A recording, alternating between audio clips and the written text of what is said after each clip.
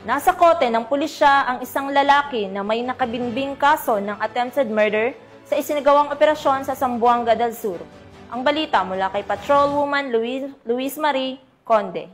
Naaresto sa nagsanib na persa ng Criminal Investigation and Detection Group 9, Bayog Municipal Police Station, Regional Intelligence Unit 9, 1st Cavalry Battalion Armor Division, Philippine Army at iba pang law enforcement unit. Ang isang lalaki na wanted sa kasong attempted murder sa Purok 1, Barangay Conacon, Bayog, Zamboanga del Sur. Dakong alas 5 ng hapon nito lamang ika-15 ng Setyembre taong kasalukuyan.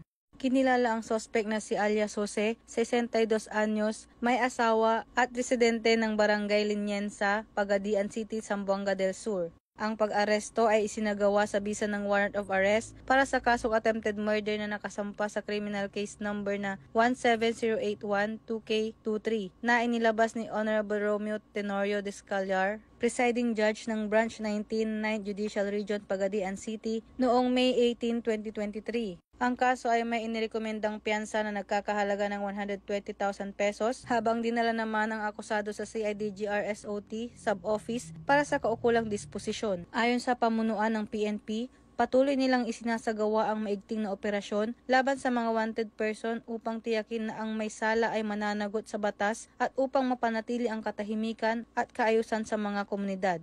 Muling nananawagan ang mga otoridad sa publiko na makipagtulungan sa kapulisan sa pamamagitan ng maagap na pagbibigay ng impormasyon hinggil sa mga taong may kinakaharap na kaso upang mabilis na maipatupad ang batas at may ihatid ang hustisya.